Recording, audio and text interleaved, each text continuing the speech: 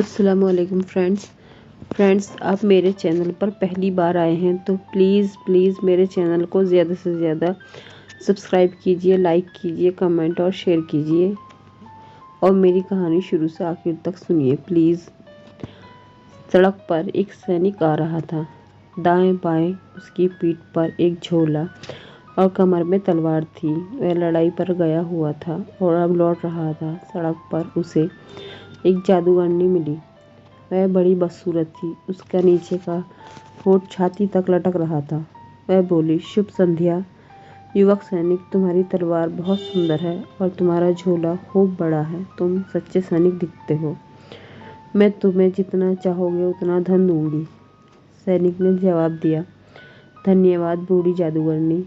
जादूगरनी ने उसे पेड़ की तरफ इशारा किया जहाँ वे खड़े थे और कहा, तुम वह बड़ा पेड़ देख रहे हो, उसका तना खोखला है। तुम पेड़ पर चढ़कर उस छेद में घुस जाना और अंदर ही अंदर फिसलते हुए नीचे उतर जाना। मैं तुम्हारी कमर से एक रस्सी बांधकर ऊपर पकड़े रखूंगी।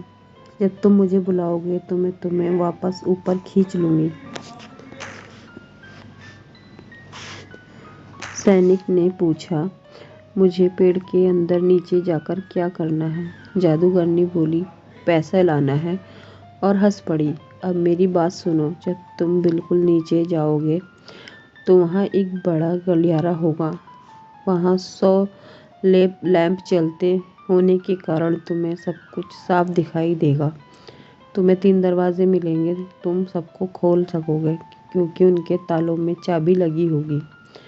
पहले में जाना, कमरे के बीच में एक अलमारी के ऊपर तुम्हें एक कुत्ता दिखाई देगा जिसकी आंखें प्याले जितनी बड़ी होगी, पर उससे घबराना मत। तुम्हें अपना नीला चारखाने का कपड़ा दूंगी, उसे फर्श पर बिछाना, कुत्ते को उसके ऊपर बिठाना, फिर वह तुम्हें कोई नुकसान नहीं पहुंचाएगा। इसके बाद अलमारी खोलना, उसमें तांबे के सिक्के होंगे, जितने चाहो निकाल लेना। अगर तुम्हें चांदी के सिक्के चाहिए तो उससे अगले कमरे में जाना। वहाँ तुम्हें दूसरा कुत्ता मिलेगा। उसकी आंखें चक्की के पाटों के जैसी होंगी, पर तुम उससे भी मत डरना। उसे भी कपड़े पर बिठाना, जितना चाहो धन ले लेना और तुम सोना चाहोगे तो वह भी मिल सकता है। वह तीसरे कमरे में होगा।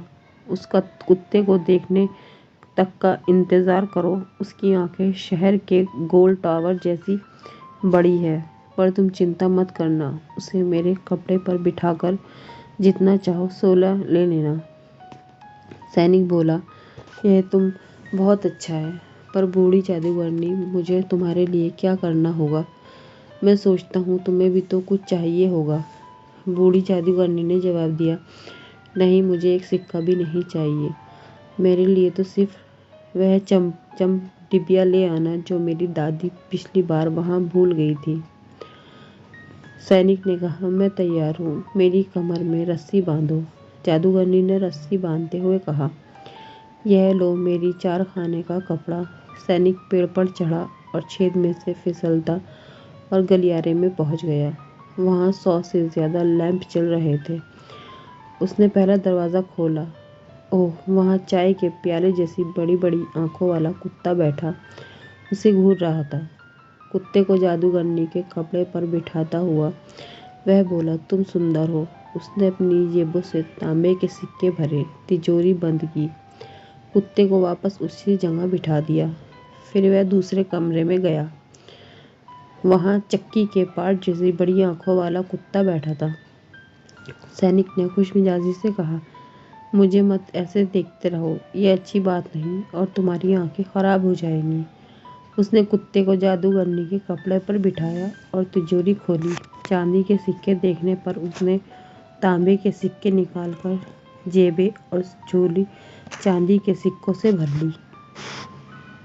अब वह तीसरे कमरे में गया। वह कुत्ता इतना बड़ा था कि किसी को भी, यहाँ तक कि एक सैनिक को भी डरा सकता था। उसकी गोल टावर जैसी आंखें पहियों की तरह घूमती थी। सैनिक ने बड़ी नरमाई से कहा, शुभ संध्या, और अपनी टोपी उतार ली, क्योंकि उसने ऐसा कुत्ता कभी नहीं देखा था।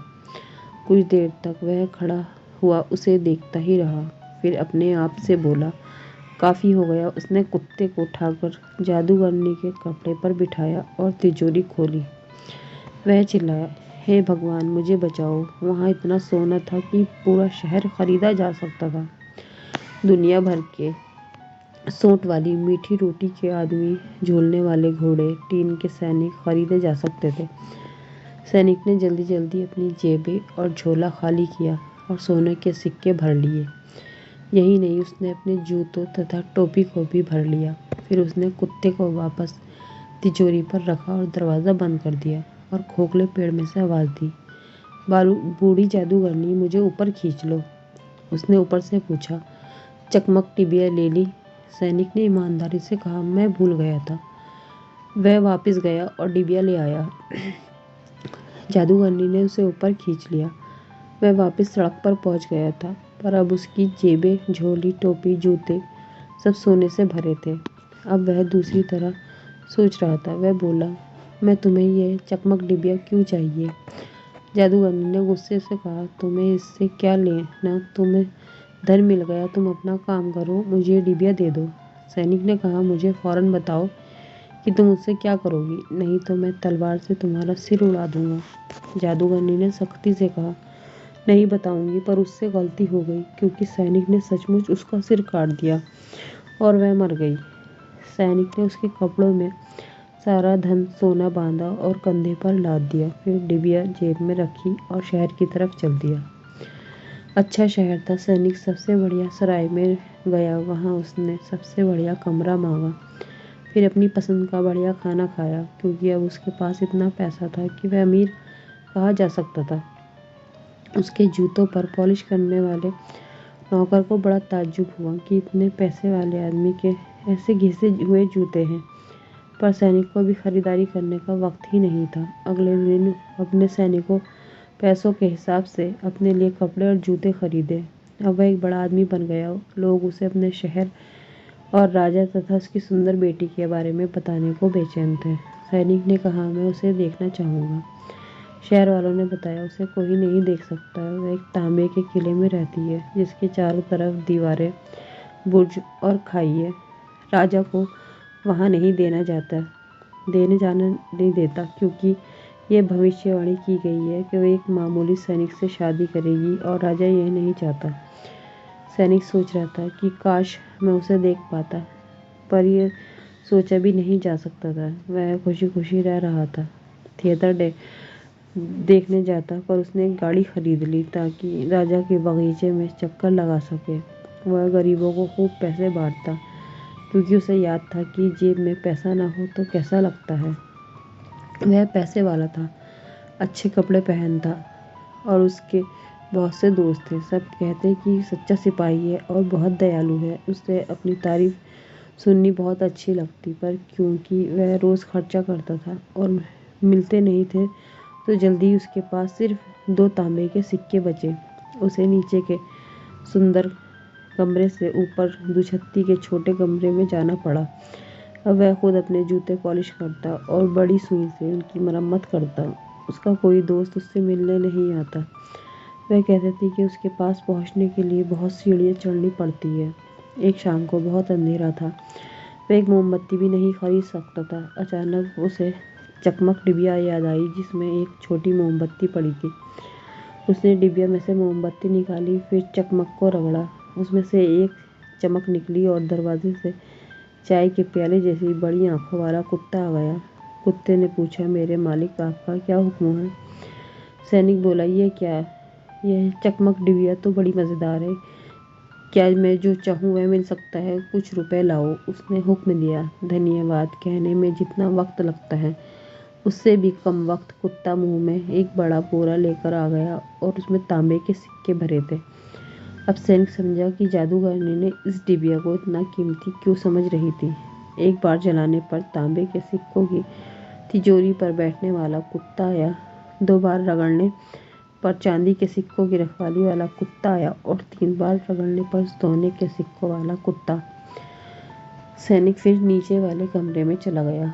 बढ़िया कपड़े पहनने लगा। दोस्त आने लगे, पहले की तरह। फिर उसे याद करने लगे एक बार दोस्तों के चने बजाने के बाद जब वह अकेला बैठा था तो सोचने लगा, कितने दुख की बात है कि कोई उस सुंदर राजकुमारी को नहीं देख सकता। अगर कोई देख ही न सके तो उस खूबसूरती का क्या फ़ायदा?